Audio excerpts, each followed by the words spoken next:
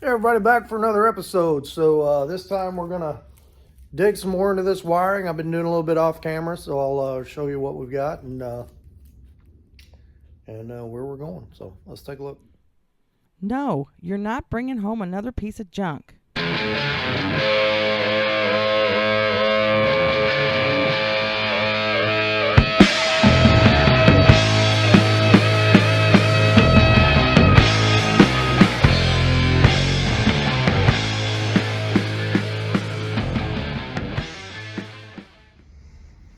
Okay, so as I said last time, there's a lot of wiring in a Lincoln Town Car. But I've been digging through this. I don't have everything I need out of it by far yet, but it is starting to make some sense. So I do have the engine harness pretty well plugged in and figured out. This is, I'm going to call this the EEC harness. This plugs onto this. So we've kind of got that figured out. Went through all of that, and then a couple of these plugs, this one and another one, plug onto this transmission harness over here, which I've got to put down in there, and I pretty well got that figured out. There's just like a couple of stray wires on each one that I'm going to have to go back through. So I am not going to try to wire this up like Lincoln Town Car, but I am going to use all those long runs and stuff to do my tail lights and stuff. And let me show you what we got over here. So on the Lincoln, it uses two different fuse boxes. One is a power distribution box that's out under the hood. So that is this and all of its associated wiring, which I stripped down. So I went through this and eliminated all the stuff I'm not going to use. So there was like, what was in there? Anti-lock brakes was one of them. There was some other things in there that I'm not going to use. And it looks like pretty much everything that comes out of this box is fed battery hot all the time on the power side of the fuse and the relays. So then this little fuse box that's in under the dash, this is the ignition fuse box. So everything that's fed on here is fed from the ignition side of the key switch. So, you know, on your regular street rod fuse boxes, you got two sections. You've got a battery section and you got an ignition section. Well, on this, there's just so much stuff, they divided it into two boxes, which is not a bad deal, really. So I do need to go through here, and there's quite a bit of stuff we're going to eliminate out of this that I'm not going to use. Now, the problem on these fuses is each fuse will power 10 different things. So I got to kind of figure out how I'm going to do that exactly. I got some pretty good ideas, but we trimmed all this down and got this out of the main bundle over there. So we're good there. So you kind of see I'm getting my starting point going here. Now on the gauge package, so if you look at this, there are three different plugs on this thing. Two in the back and one in the front. So one of these plugs is pretty much like your temperature gauge, your fuel gauge, vehicle speed sensor, so your speedometer, this data receive and transmit. This thing had a compass on the dash. That's what this is for, so that's nothing. And then a couple of things probably not going to use. Door jar indicator, I don't care. Chime warning, I don't care. Fuel flow rate input, that one I still got to look up. Low washer fluid input, we're not going to use that. So we're going to trim a bunch of stuff out of this. So basically all we're going to use is the fuel gauge, the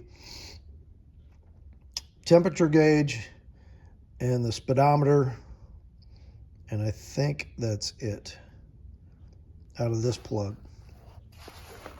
This plug is what you call your message center plug. Now this is like air suspension, trunk ajar, speed control engaged inputs. That's your cruise control, which I'm not going to use. So I'm not using anything out of this plug, so I'm just not even going to put that plug in there. Then you go over to this plug. This plug is, you got your high beam indicator, your MIL input, that's your check engine light, charge indicator input. So I think that's like to make sure that you're charging right. But you've got, so on each one of these plugs, you've got a power, which is hot battery, and you got a power, hot, and run. So same over here. And then you've got a ground, same over here. So what I did is I stripped those wires back and I twisted them together. And what I want to do is hook this thing up to a battery and just see what lights up.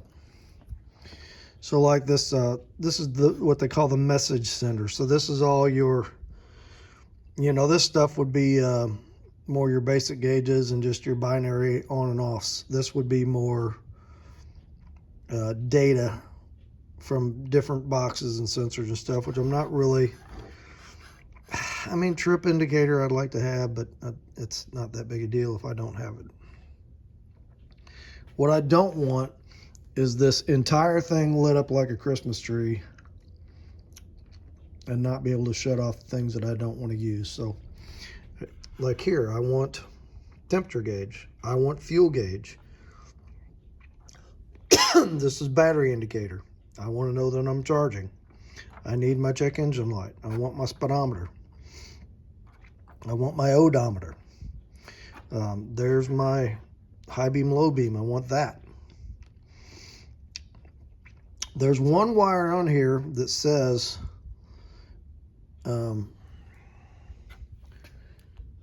English metric converter. That's right there. So I need to look up, that's this red wire, I think. I need to look up what, is that a switch that switches it back and forth, or how does that work, and figure out, put it in English and leave it in English. So still a little bit of investigation to do, but let me go ahead and, so basically I got one plug on the back, and this plug here we're going to use. And let's hook this thing up to a battery and see what it does. All right, back in a minute. All right, so interesting thing on this, color-wise, we're using pink for ground,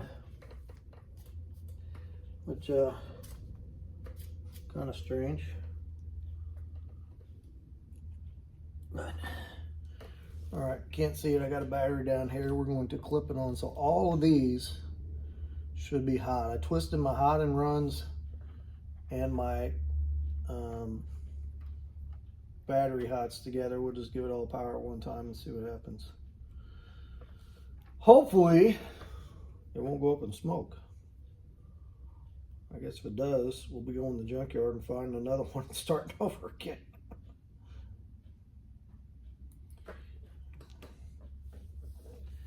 There's that side.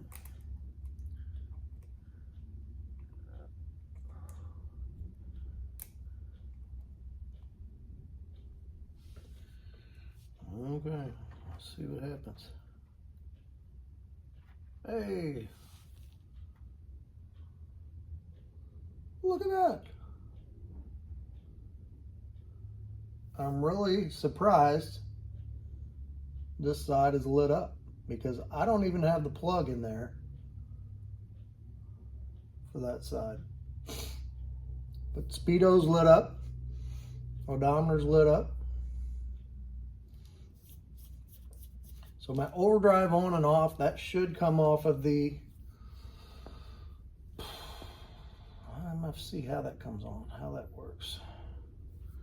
You can see my fuel gauge, it doesn't have a sensor to it. It's not sure what to do right now, neither does that, so.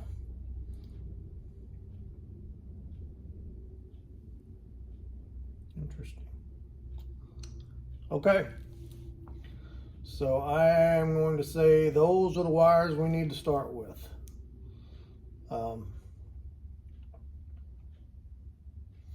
I need to figure out why is this side lit up.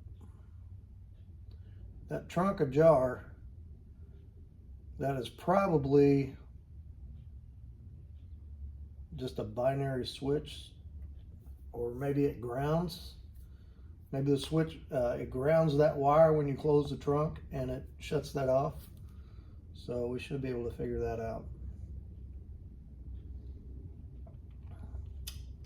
It would be nice if I could figure out how not to light all this side up.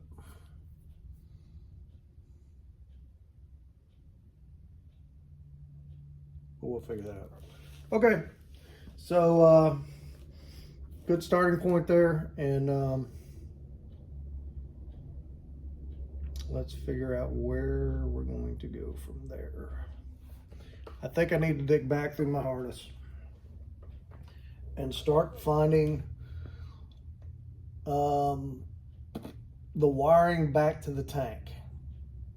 The fuel pump relay is in that harness, but the wiring back to the tank is the fuel sensor and the fuel pump feed, and probably, well, it's probably chassis ground.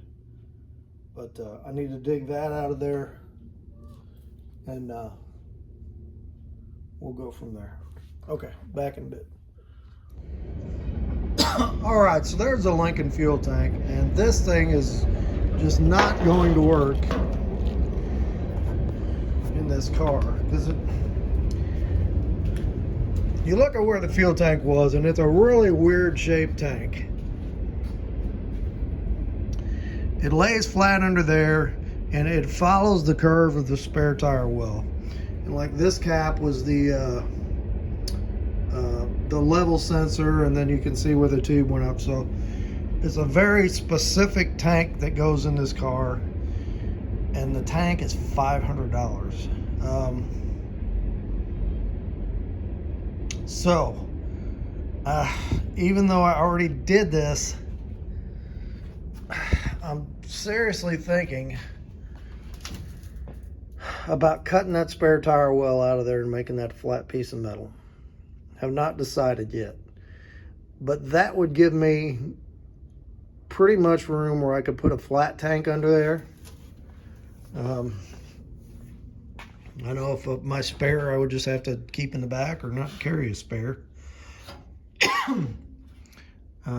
So anyway, I'm giving that some thought. I'm not sure if I'm going to do that yet. So I could get a 17-gallon fuel cell for like a little over $100.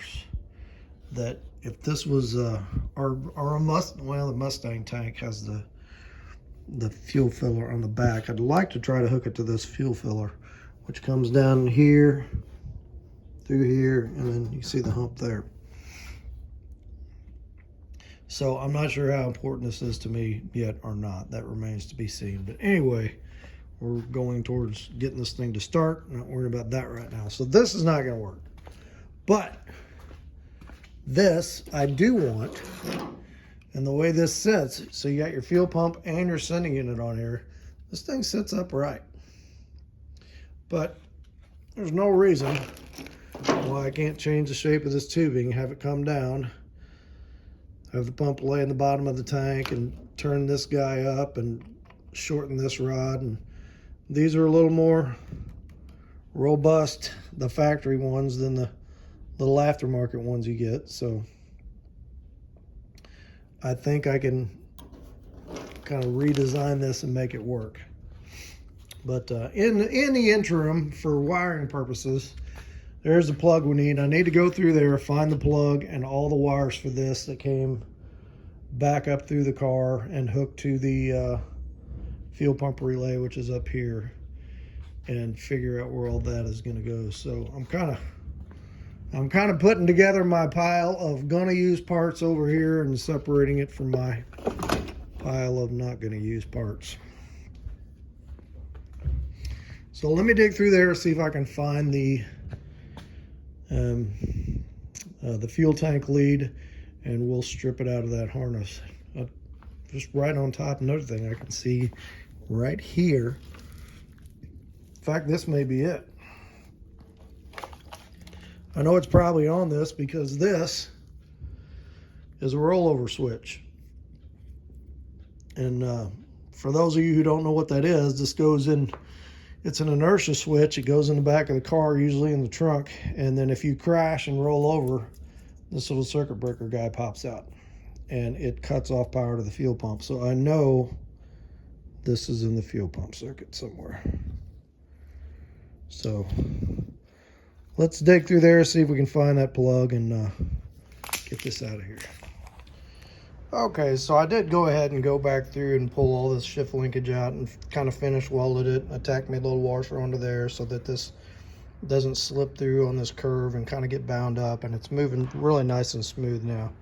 So, and I got the transmission harness kind of back in there and figured out where it goes. And then I went ahead and pull out. So this is the wiring harness for the fuel pump and the fuel sending unit. And then we've got that inertia switch there. We're probably just going to cut that out and get rid of that. While I had the linkage off, I went ahead and finished welding this. So this is the little short pipe for this side. I've got the bung welded on there. So the O2 sensor will go right in there. And it's pretty close to the stock location, so we'll have to make another one of these for the other side. Also, this motor that I killed the other day, found one on eBay for $35.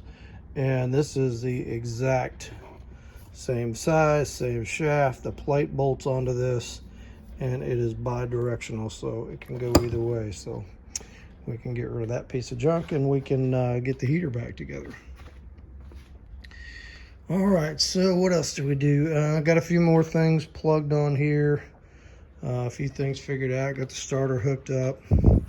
And just kind of tracing some other wires down. Figured out my power distribution for my alternator. Got that wire on there. And then here's my, this is the wire for my, goes down to the starter. And then this little leg off here feeds that power distribution box. So pretty much now it's we're getting to the point where we're kind of going through and figuring out all the things I'm not sure about. Kind of got the anti-theft thing figured out. So on this, it is not a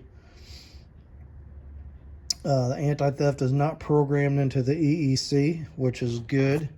It's got a, where is it here?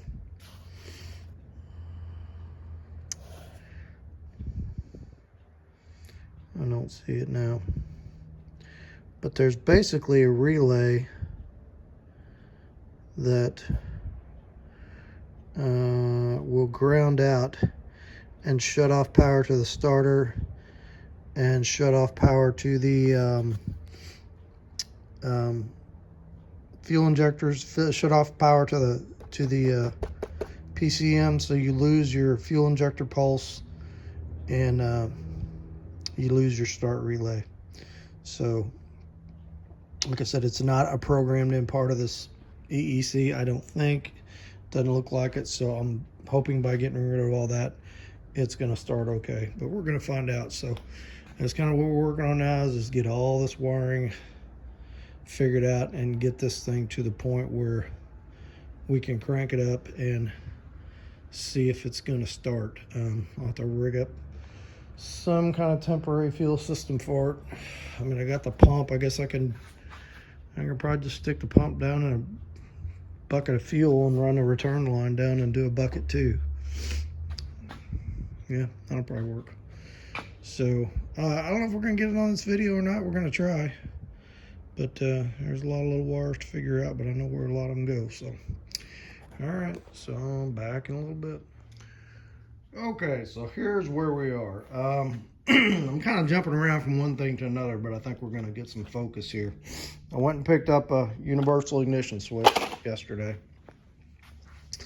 And I am going to go through, so there's a few plugs on here we need to identify everything that those are for, but I'm going to go through, try to hook up everything on the PCM that makes this thing run.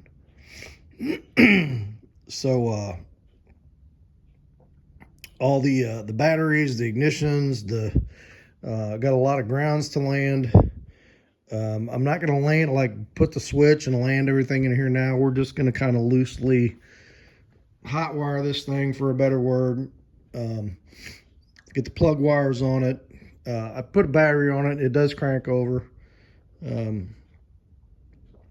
So I'm going to do all that, plug the vacuum lines, rig up some kind of fuel thing, and I just want to see if this motor is going to start. So we're going to focus on that, just getting the motor started.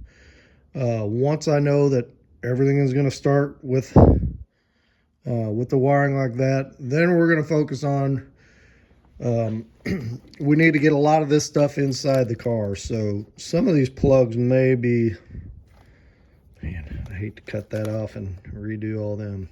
That'll probably be staying out here. And I'm thinking the PCM is EEC, not PCM, is going to be mounted out here on the fender somewhere. On the Lincoln, it was inside here, and this came through the firewall. No, the ECM was on there. The plug for it came through the firewall, and this plugged on there. I don't really have a good place to do that under there, so it's going to land out here on the fender well somewhere. But anyway, that's where we're going. I want to hear this thing start. So I'm not going to show doing all that. I'm going to work on this. It'll probably take a day or so, and let's get it up to the point where we can see if it's going to run or not. So back in quite a bit. Okay, so here's where we've gone today. Went through all my wiring harness and identified all my battery hots, my ignition hots, and my grounds, and I've got all those separated so we can jump all that out and should be able to try and start this thing. Got the exhaust pipe back on, got this O2 sensor on, plug wires are all on, vacuum lines are all on. Started to kind of mess with the accelerator pedal a little bit. I did put the cable on there, but didn't get much past that. Cleaned up a couple other wires, mounted the master cylinder just to kind of reference how much room I've got there, and it's going to be fine. Went ahead and made the other exhaust pipe, got that O2 sensor bung welded in there, and we drug the front clip out. My son came over, I helped him with his brakes, and we drug this out of the pile because once this thing will run, it's going to kind of be a combo. Before I can clean all this wiring up here and find a place for all this to mount, I need my fenders, so I'm going to have to start working on that. So that is not too far off. We are going to have to build a core support for it. You can see how ate up that is down there. But I think I got enough scrap around here to build it. Luckily the battery is going to land on the same side, so that's good. So we are cruising right along here. I need my oil pressure sensor is not here yet, so I can't start cranking on this thing or I'll have oil everywhere. So once that gets here, today's Saturday, maybe Monday, I need to go pick up a battery, and we are not far from trying to start this thing. I've got the wire in to the fuel pump over here, so I am just gonna put the fuel pump down in a can of gas, and run a rubber line from there up to the supply, and then from the return back to the can of gas, just to make sure that it's going to start. I think we are going to go ahead and put a new fuel pump on this thing when we put it in there, because I don't, like I said, this thing had 200,000 miles on it, and I know my brother never put a fuel pump in it. I don't know who ever owned it before him did, but we need to get the gauges mounted and yada yada. But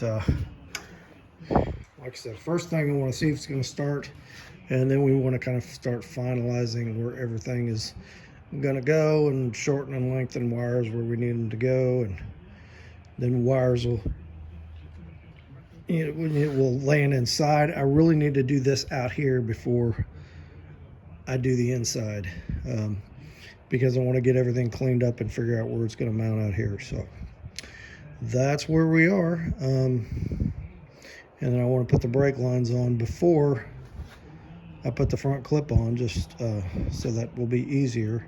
It's one reason I put the master cylinder on there. I've got a couple little fittings coming this week that once they get here, I can do that. But yeah, that's kind of where we are. I'm gonna do a few other small things tomorrow, I guess. And I'm kind of waiting on those parts Monday to get here to be able to do some more of this. But well, we'll pick this up again in a little bit. So back in a bit. All right, so I hadn't done a pricing update in a while, so in fact, I was kind of losing track, so I had to go back through my purchases from the big three, which is Amazon, eBay, and Rock Auto. And there was just a lot of little things we had to buy. I can't even remember what it all is, but you know, just and this is where the project can kind of start nickel and diming you to death. You know, it's like, here, look, you know, it's only 20 bucks. It's only 9 bucks. It's only 8 bucks. You know, it's only 14 bucks, but you add all this up and it's $335, you know. But it was stuff I gotta have. So went ahead and updated the pricing board.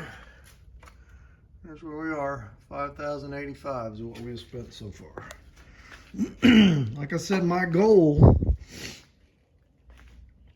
is about 8,000. Am I gonna make it? What? I don't know. I mean, you start getting into this little stuff, and I'm just sitting here looking. What are some of my bigger purchases going to be coming up? You know, we are working without a wiring harness, without buying a wiring harness, so that's good. But we did have to buy some wiring harness items. So I've coming up. I'm gonna have to get a radiator. I am gonna have to get a condenser and probably some line fittings for the air conditioner. I am gonna have to get an underdash air conditioner, which I'm sure I'll get a used one. Fuel tank is kind of a big one I've been tossing around. Are we gonna do the higher dollar fuel tank that fits this car, or are we going to modify that spare tire place and put? I was looking at Jeep fuel tanks, and I think a 17 or 15 gallon Jeep fuel tank would fit in there and be able to use this filler if I got rid of that. But do I got enough sheet metal to patch that in? Then I got to figure that out. Do I need to get another piece of sheet metal? So a couple hundred versus 500. We got to recover the seats. I need floor mats, either carpet or rubber floor mat. I haven't decided which way to go. I got to make door panels. I need rear window gaskets. I need a windshield and front window gasket. So, I mean, you see how this stuff can, and anybody who's built projects knows this. How you start getting more near the end of, which we're not exactly the end, but that stuff starts piling up. So, are we going to make the $8,000? I don't know. But we are going to track it all the way to the end and see what we end up with. But, I still got rear brakes to do. And I haven't opened that rear end up and not sure what the deal with that is yet. You know, it may have issues. So, all right. So, just thought I would throw that little splurge in here before I continue on. So, let me get, I'm going to get my other exhaust pipe on and get that O2 sensor in. And we're back at it here. All right, so all my little parts I was expecting today did not show up. They all got delayed till tomorrow, so that's kind of a bummer. So anyway, what I did is I came out here and I went ahead and piped the front brakes. So we got this line in. I got my pressure switch in here for my brake lights, and I got the line run all the way under the cross member. I actually ran here before, but I ran it under the cross member and put some brackets on it. We're tied in here, so that's done. I got this exhaust pipe on. We got that O2 sensor in. So I'm just gonna keep putting these little things together.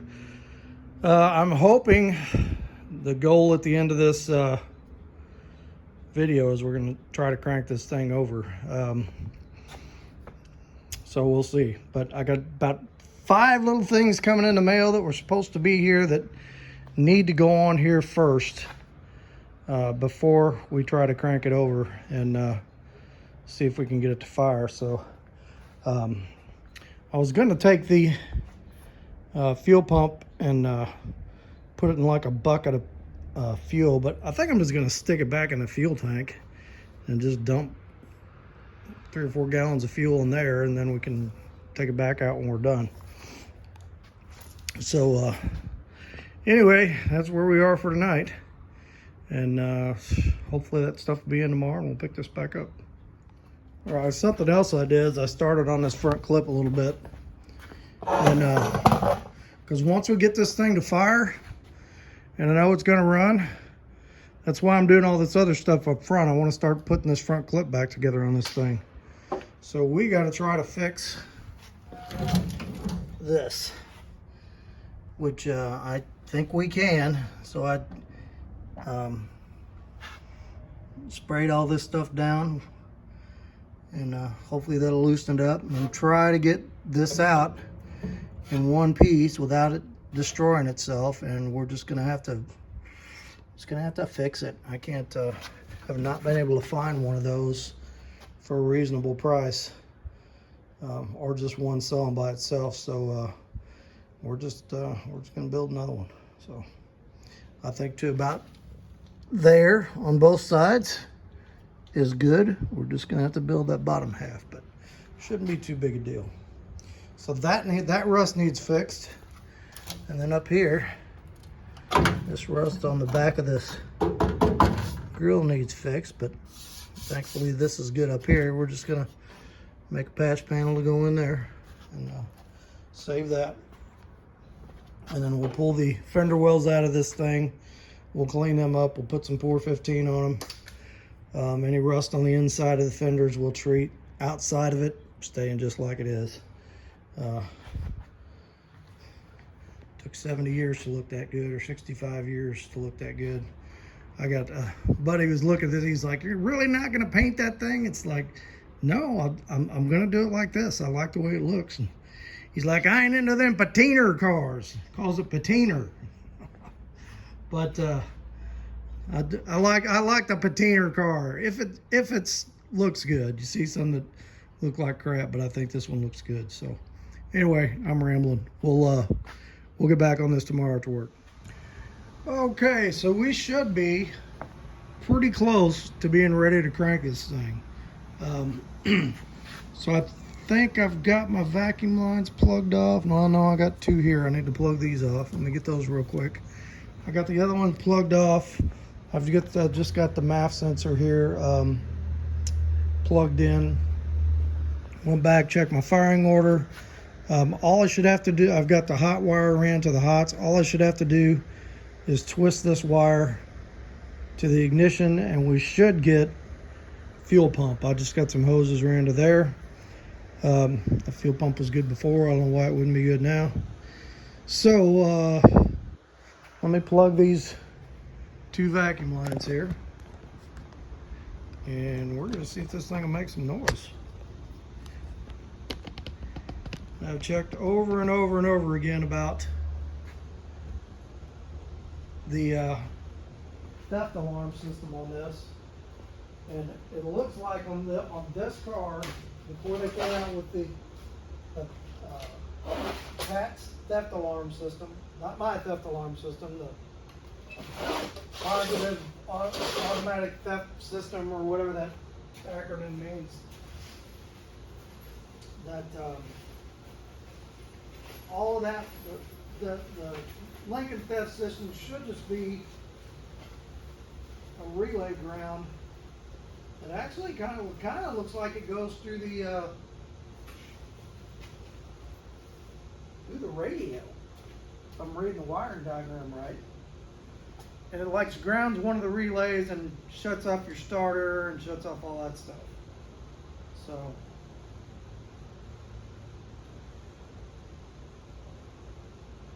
if we're right here,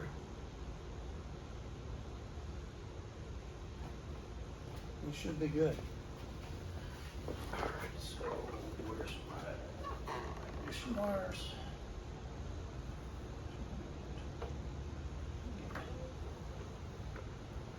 Wiring up for that in case it starts and don't short anything out.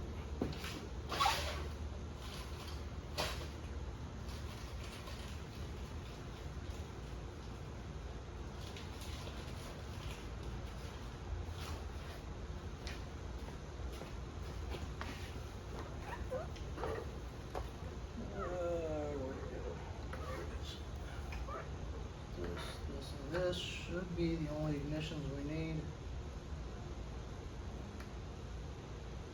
And I should get fuel pump.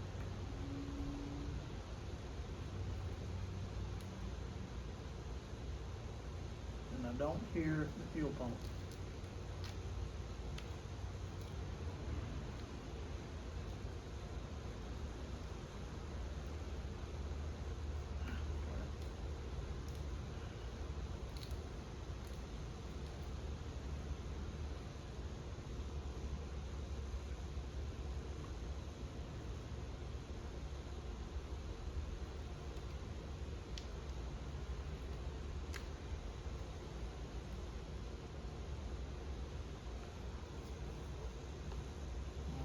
Okay. I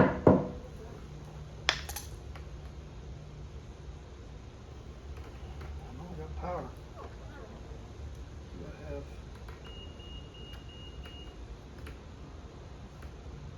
Look like relays are on. Which relay is which? This one should be computer power.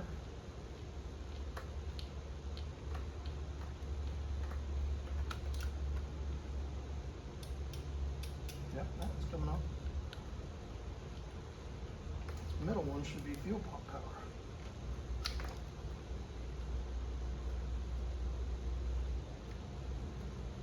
No fuel pump power. For whatever reason,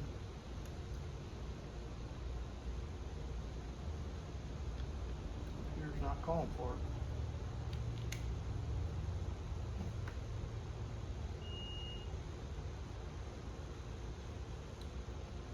I just don't have. So this should be power on this side. And on that side. So that side I know has got power to it. This one should have power to it.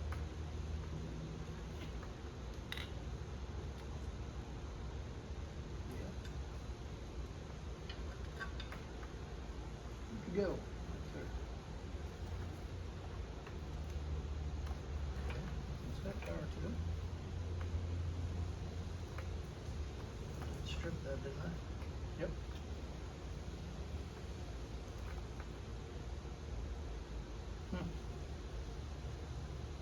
Computer gives it a ground signal. This is just isn't plugged in yet.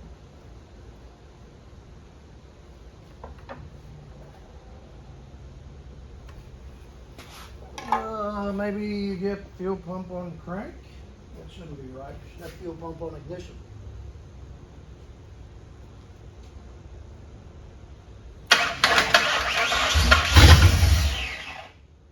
Well, try to do something.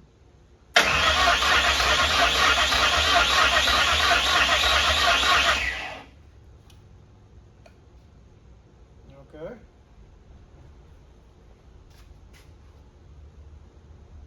Well, it's got to be firing the coils if it did that. I sprayed some carburetor cleaner in there. Maybe that's what fired. There's some starting fluid. Let's see what happens.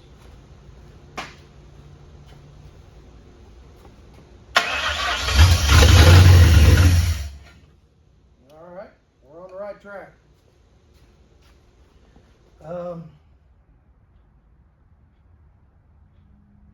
Why would it not fire? Why would it fire coils? I wonder if it's firing injectors. Let's see if we're firing injectors.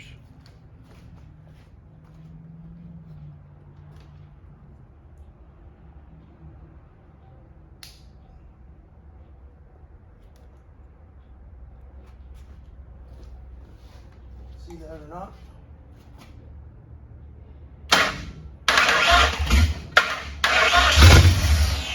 It's firing injectors.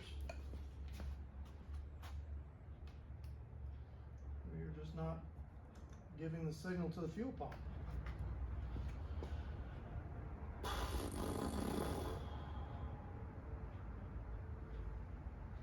All right, let me shut this off for a few, and I'm gonna do some tracing, and we'll see what we can come up with. Okay, two problems. One,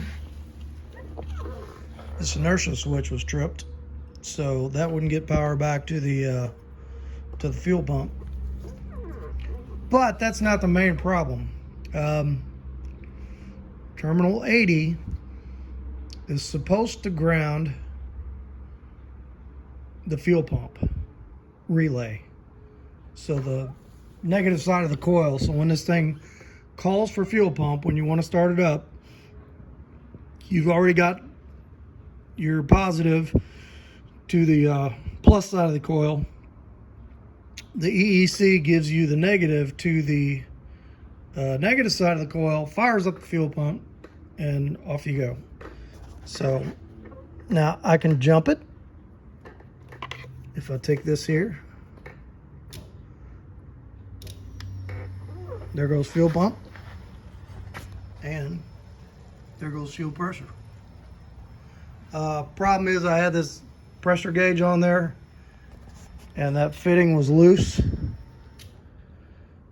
so it dumped a bunch of fuel down the back of the motor right where the open exhaust is. So I better not try to start this tonight, or things could go really bad. So I'm gonna let that dry out, and we'll try that tomorrow. So I should be able to do that and get it to start and run, but that's not the right way. Not the right way to do it. I gotta do a little research and find out why is the PCM holding out the fuel pump relay. I don't think it's theft deterrent, because usually theft deterrent does fuel pump relay, starter, and fuel injectors. We've got injectors. I've got hot wire in the starter, but since we've got injectors, I don't think it's theft deterrent. And I went ahead and tightened up the plug on this just to make sure it wasn't loose. So, okay. I'm gonna let this sit for tonight. We'll pick it back up tomorrow and see what we can figure out. All right, morning everybody. So I did a little research on this last night, and I'm not finding why I'm not getting a fuel pump signal. I read something that when you turn the ignition on, you get a fuel pump signal for like 2 seconds and then it shuts off. But it doesn't seem to be doing that. So I don't know. Maybe we're switching a ground in that ECM, and the other end of that ground isn't connected, because there's a whole bunch of grounds in that harness. And I thought I got them all connected here, but I could have one that's not. So, but what I can do, if I ground the other side of the fuel pump relay here, I get fuel pressure. So I'm going to go ahead and do that. And basically all I want to do here to finish this video up is see, is it going to start like this and run? And if it does, then the next thing I'm going to do is kind of finish up putting some of these things on the firewall that are easy to get to while we're here. And I want to start getting that front clip disassembled, the things fixed on it, and get it on here, and then we'll get the wheels on it, and you see where I'm going. So, because I can't really mount any of this stuff, figure out where it's going to go permanently, until I've got wheel wells to mount it to. So let's go ahead and hook this battery back up and just see, are we going to run? There goes fuel pump relay here right now. Whoa, look out. Do not touch your plus and your minus plug. So I got fuel pressure.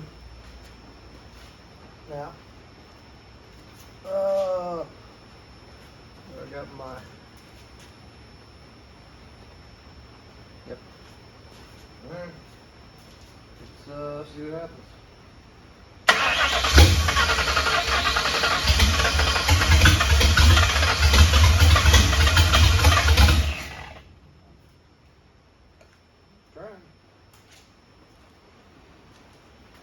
We got a lot of things unhooked on it, so where's my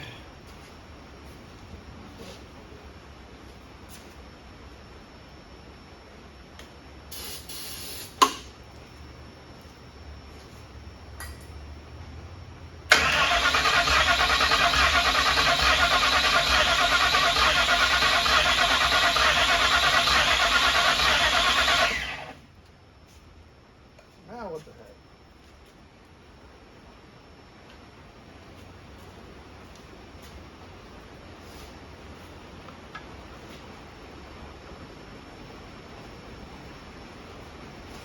I didn't just smoke something when I sparked it.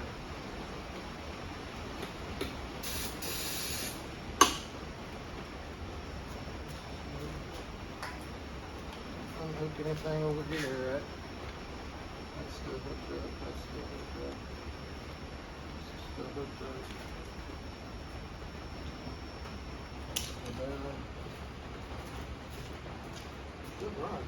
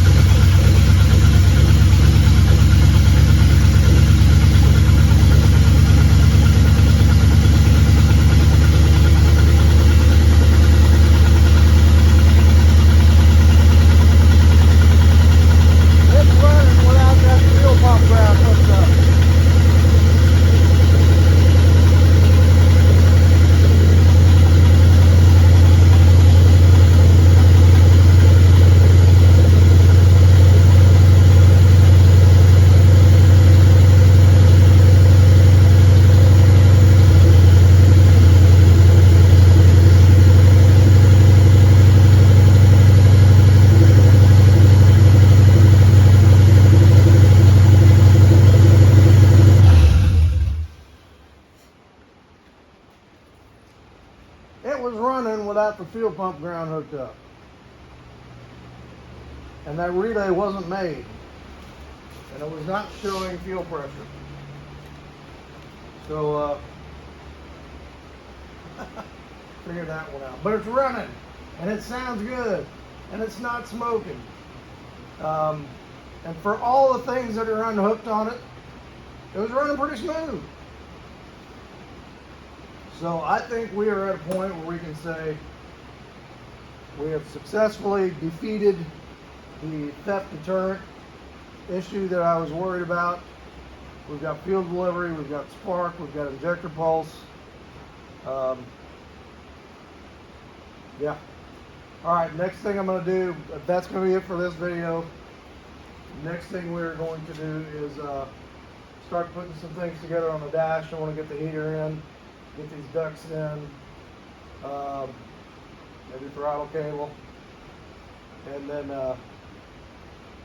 all that I'll do between these two videos. The next video will start on that front clip. So, get a word from the Lord, and we'll call it for this one. Thanks for coming along. Hey everybody, thanks for coming along on the video today. So, make a little camera adjustment here. There we go. Very happy to see this thing run. You know, it's I haven't done this level of fuel injection, which this is still pretty old. This is 1996, so this is 30-year-old fuel injection. But I've done like TBI stuff and some of the older Ford stuff, which is early 90s. This is EEC 5, so it's a little more advanced than what I've done before, but it's we're figuring it out as we go. I was more worried about that theft deterrent system than anything, being able to defeat that. So, as far as the message today, so by the time I get another video out, we'll have probably be decided and have new leadership in this country one way or another. And I have expressed on here who I've flat out told you who I'm voting for. I'm a conservative voter. Some very important things like freedom of religion and the abortion issue is pretty important to me. My mom, I came from a line of actually 13 kids. I was born in 1967. I had two siblings died before me, and the hospital told my mom, or her doctor told her, do not get pregnant again. You physically cannot handle it. She had thyroid issues. She had all this other stuff going on. She ended up getting pregnant again, probably not on purpose, but this was before Roe Wade. She was given the choice, not only by her doctor, but they were Catholic, that at the time her parish priest said, there is enough of a medical risk here that if you decide on abortion, that it would, it's understandable. So she chose life for me, and she was a very pro-life person all her life, and she transferred that over to me, and I could do a whole series on why I am a pro-life advocate. I think the mom and the baby and the dad are all equally valuable, equally created by the Lord, and have the equal rights to life. So we'll just leave that part at that. But anyway, and our candidate for president, President Trump, I think he had some good policies in 2016 when he was elected. I do not like the fact that he runs his mouth and insults people, but that's one of the reasons that I had actually wanted Nikki Haley when she was running for the nomination. But with a president comes lots of policies, and they're either going to be liberal policies or conservative policies. There are probably, I think we figured one time, like 200 people they appoint and put in government offices. Those people will have liberal policies or conservative policies. A lot of those people will be there long after the president is gone. So that's a few of the reasons why I vote that way. But there's a good chance that the person I want, the person you want, may not win next week. And I think it's just important that we be gracious about the results of the election, even if it's not what we want. And that we lift whoever our new leadership up is in prayer on a daily basis. If it turns out to be President Harris, I will pray for her daily, and pray that God will influence the people that she picks for office, and influence them in a godly manner once they are in there. So nothing surprises God. And I know people say, well, God really wants President Trump in office. I don't know that. I'm voting I'm voting the way I'm voting, because of my beliefs, like I said. But God could very well have a plan lined out that He already knows that Harris is going to win, and He will use it for His glory, one way or the other. And Kamala Harris is a child of the Lord, and there is nothing saying that she doesn't get in there and the Holy Spirit touches her and she says, wow, some of these policies that are not in line with what the Lord says, with what the Scripture says, we need to change some of these. God can change any heart. We look back at King David is always my big example, because here's a guy that goes out and steals one of his soldiers' wives, Bathsheba, and impregnates her, and then kills the guy, and just horrible, horrible things. And he was forgiven, and he was called. Now he was punished also. He had to face. God took some things away from him because of that, but he was called one of God's beloved. So I can't say, wow, look at King David, and then look at whoever the Democratic Party nominee is and say, oh wow, they're horrible, they're terrible. As long as they are alive on this earth, they are. Salvation is open to them, so we need to pray for that. So hope I'm not making a lot of gobbledygook here, but that's just kind of what I'm thinking. So as we get ready for this election next week, I know we all get online and like to banter back and forth. I like to do it too, poke at each other. Let's keep it civil.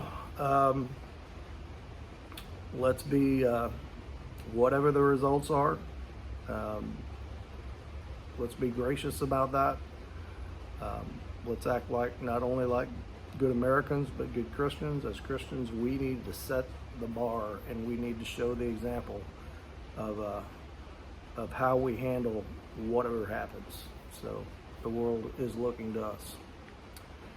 All right, so hope that kind of made some sense. So let's have a quick word of prayer and we'll be done. Father, I just thank you for today. And Father, today we pray for all of these candidates on both sides of the aisle who are getting ready for this election next week. And you already know what's going to happen. And we just pray that whatever the turnout is, that you would prompt us to be gracious, to respond in a way that is pleasing to you, and just continue to go forward with our number one goal, which is spreading the gospel to all the nations. And we ask this in the precious name of your Son, Jesus. Amen. All right, hit like, hit subscribe. Don't forget to vote. Leave a comment. And we'll catch you on the next one.